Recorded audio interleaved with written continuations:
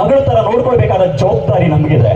ಇವು ಯಾವತ್ತು ನಾವು ಮಗಳ ತರ ನೋಡ್ಕೊಳ್ತೀವಿ ಅಂದ್ರೆ ಗಂಡನ ಮನೆಗೆ ಇದೇ ನಮ್ಮ ತವ್ರ ಮನೆ ಅಪ್ಪ ಅಮ್ಮನೆಲ್ಲ ಬಿಟ್ಟು ನಿಮ್ಮನ್ನೇ ನಂಬ್ಕೊಂಡು ಬಂದಂತ ಸೊಸೆಯಿಂದ ನಾವೆಲ್ಲ ಒಂದ್ ಕಡೆ ಅತ್ತೆ ಆದಂತವಳು ದಬ್ಬಾಳಿಕೆ ಮಾಡ್ಲಿಕ್ಕೆ ಶುರು ಮಾಡಿದಾಗ ಅವಳು ಅದನ್ನೇ ಮಾಡ್ಲಿಕ್ಕೆ ಶುರು ಮಾಡ್ತಾಳೆ.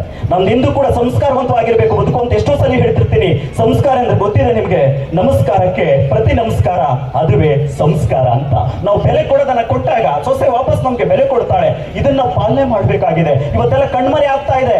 ಎಷ್ಟು ಬಿಜಿ ಇದ್ದೀವಿ ಅಂದ್ರೆ ಗಂಡ ಹೆಂಡತಿ ಮಾತಾಡ್ಲಿಕ್ಕೆ ಟೈಮ್ ಇಲ್ಲ, ಹೆಂಡತಿ ಗಂಡನ್ ಮಾತಾಡ್ಸ್ಲಿಕ್ಕೆ ಟೈಮ್ ಇಲ್ಲ, ಗಂಡ ಹೆಂಡತಿ ಮಕ್ಕಳನ್ನ ಮಾತಾಡ್ಸ್ಲಿಕ್ಕೆ ಟೈಮ್ ಇಲ್ಲ, ವಯಸ್ಸಾದ ತಂದೆ ತಾಯಿಗಳನ್ನ ಮಾತಾಡ್ಸ್ಲಿಕ್ಕೆ ಟೈಮ್ ಇಲ್ಲ. ಅಷ್ಟು ಬಿಜಿ ನಾವು. ಏನ್ ಬಿಜಿ ಅಂದ್ರೆ ಹೆಂಡತಿ ಕೈಯಲ್ಲಿ ಒಂದು ರಿಮೋಟ್ ಇಟ್ಕೊಂಡು ಸೀರಿಯಲ್ ನೋಡ್ಲಿಕ್ಕೆ ಕೂತಿದ್ದಾಳೆ, ಗಂಡ ಮೊಬೈಲ್ ಇಟ್ಕೊಂಡು ಇನ್ನೇನೋ ನೋಡ್ಲಿಕ್ಕೆ ಶುರು ಮಾಡಿದ್ದಾರೆ, ಮಕ್ಕಳು ಇಬ್ಬರು ನೋಡಿ ಇನ್ನೇನೋ ಮಾಡ್ಲಿಕ್ಕೆ ಶುರು ಮಾಡಿದ್ದಾರೆ. ಆಮೇಲೆ ಲಬ ಲಬ ಲಬ ಅಂತ ಬಾಯ್ ಬಡ್ಕೊಳ್ತೀವಿ, ಸ್ಟೇಷನ್ ಬಾಗ್ಲಿ ನಿಲ್ಸಿರ್ತಾರೆ. ಯಾಕೆಂದ್ರೆ 16 ವರ್ಷಕ್ಕೋ 17 ವರ್ಷಕ್ಕೋ 14 ವರ್ಷಕ್ಕೋ ಪ್ರೀತಿ ಪ್ರೇಮದ ಹೆಸರಲ್ಲಿ ಯಾವಾಗ ಹೋಗ್ತಾರೆ.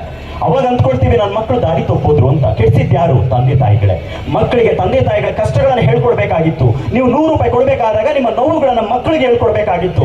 ಅವ್ನಿಗೆ ಏನಾದ್ರು ಬಟ್ಟೆ ಕೊಡಿಸ್ಬೇಕಾದಾಗ ನೀವು ಹೆಂಗ್ ದುಡ್ಕೊಂಡು ಬರ್ತೀರಿ ಅಂತ ಹೇಳ್ಕೊಡ್ಬೇಕಾಗಿತ್ತು. ನಾವು ಹೇಳ್ಕೊಡೋದಿಲ್ಲ.